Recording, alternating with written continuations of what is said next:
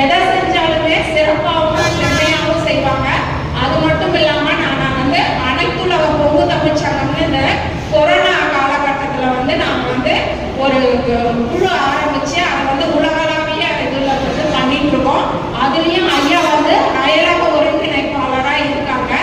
அதுக்கு நிறைய விருதுகள் வருது. ஐயாவுக்கு நிறைய படைப்புகளை வந்து செய்யக்கூடிய பக்குவம் வருது. எல்லாத்தையுமே வந்து சிறப்பாக செய்துட்டு இருக்காங்க ஐயா.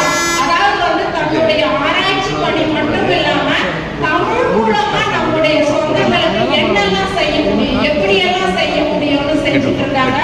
அது மட்டும் இல்லாம தன்னுடைய தாயோடவே இருக்கணும்ன்றதுக்காக அவ்வளவு வசதி வாய்ப்பான எல்லா விதமாகவும் தான் வந்து இருந்த அத்தனை வாய்ப்புகளையும் விட்டுட்டு தாயாரோட இருக்கணும். 3 வருடம் வந்து எத்தனையோ சிரமங்கள். ஒரு நாள் வந்து பஸ்ல ஐயா வந்து எங்க வீட்டுக்கு வந்தாங்க.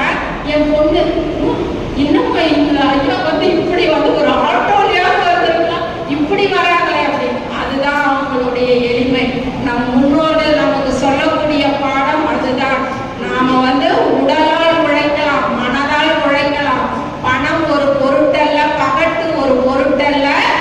நிச்சயமாக நம்முடைய சந்ததி உலகளாவிய உயர்வும் நிம்மதியான வாழ்வும் செழிப்பான. ஏன்னா விவசாயம் உழவு தொழிலை மூலதனமாக கொண்டவர் ஒரு சொந்தங்கள், நம்முடைய சொந்தங்கள். அந்த சொந்தங்கள் உயர்வு பெற வேண்டும் என்றால், ஏனென்றால் மன்று இன்று வந்து நமக்கு பொய்த்து விட்டாலும் நம்முடைய மனிதர்கள் பொய்க்கவில்லை. நமக்கான வழிகாட்டுதல்களை செய்வார்கள்.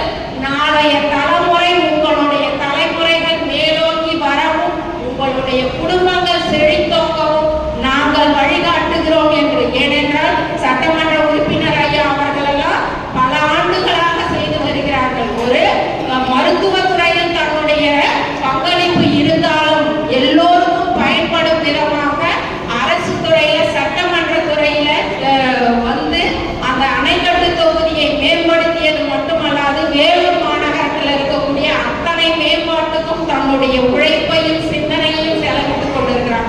இப்படி இருக்க